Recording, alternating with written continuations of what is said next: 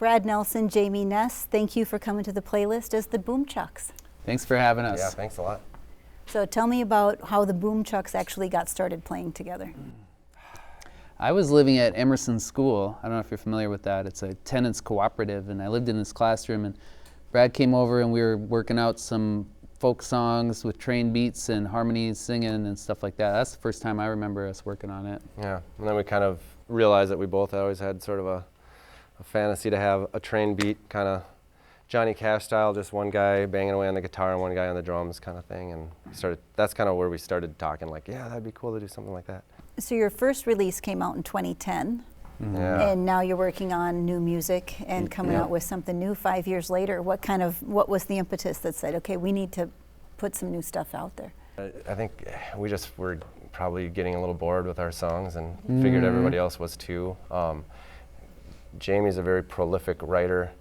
He never stops. He's like, oh yeah, I have this song from junior high, and then and it's still great. That might be somewhat of an exaggeration, but really, like, some of the materials songs that we true. wrote for this record or fleshed out for this record were already written years ago. That's true, yeah.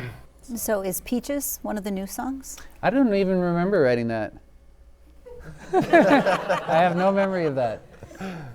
Well, it used to have a different name. It used to be called You Can Depend on Me. And Peaches in the Summertime is something that shows up in like old songs. They would say, like in a bluegrass song or an Appalachian folk tune, they would say something like, peaches in the summertime, apples in the fall. And that shows up in many songs over the last 150 years. And so I wanted to borrow that too, because it was just part of the American, like, lexicon. And there's a lot of things like that on the new album that are pulled from old songs and ideas that pop up in folk music, find their way into the new Boomchucks album. And tell me about how you go about writing. You know, does it come all at once, or is it something that, okay, I have a phrase or I have a chorus? Yeah, I'll sit on something for years sometimes, and it'll just be like an idea, and then when we need a song for something, then I'll just look at my stack and find the best thing I can find and then work on it some more. So being non-professional as we are, you have the luxury of just kind of letting things happen or not. And so it's sort of made us possible to keep doing it, as we both like, oh, you're busy right now, or you have this stuff going on right now. Well, let's just take a little break and pick it back up. Like you said, we already had the bass, so we've kind of been able to get away with that, which is not perfect, but it's enabled us to do it. It's kind of like having a bowling team. In what way, Jamie? Well, it's just, something you can get together and do, or not, or you do it for a while, you set it down for a while, or whatever, man. It's just whatever.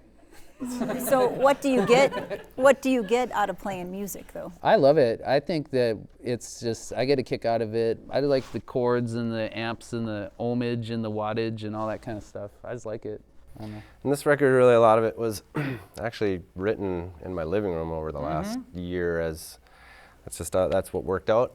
I was at home a lot with my little daughter, and Jamie was able to come over, and it was like he said, it was kind of like our bowling league. Like, let's hang out and catch up and play some music. It's just something to do rather than just come over and chit chat. It's like we have something to do that's kind of central. So, give me a sense of the recording process. How has that gone? Where have you been recording? We recorded at Sacred Heart with Tom Fabchance. Tom works, he's the monitor guy for TBT, and a longtime friend. He's also the Big Top Chautauqua guy, so people may hear his name on there. But yeah, he's just a longtime friend, a nice guy, and we felt really comfortable with him. And we were kind of excited to try some harmonies in the big space that's famous for that. So that's what we did. We just, this last week, got our final mixes back that we're set on, and now we just have to master it and figure out how to get it out there. So. It's called Antidote, is the new Boomchucks album. And it's done, so we just got to make copies of it. Burn some CDs and hand them out. we don't have a plan. But no, we don't have a plan yet. Give us 5 years, we'll have that thing out. Okay, that is the last question. Where will I find it? You can like us on Facebook. That's a hard question. Right? Find our Facebook, and all the news will come at you on there, right? Yeah, we're not sure how we're going to put it out, honestly, yet. There's so many different ways nowadays, but I'm sure there'll be a digital way and maybe another way too. But Maybe we'll- vinyl, maybe CD. But seriously, yeah, I guess Facebook's the best. The only thing we update, and we'll keep everybody appraised there if they're interested. Look us up on Twitter Facebook. at Boomchucks. I picked that up too. So. All right. Well, thank you for sharing your music tonight. Thank you it's for really having nice us. to have you. Appreciate It was it. a lot of fun. Thank you. Thanks. Appreciate it. Thanks.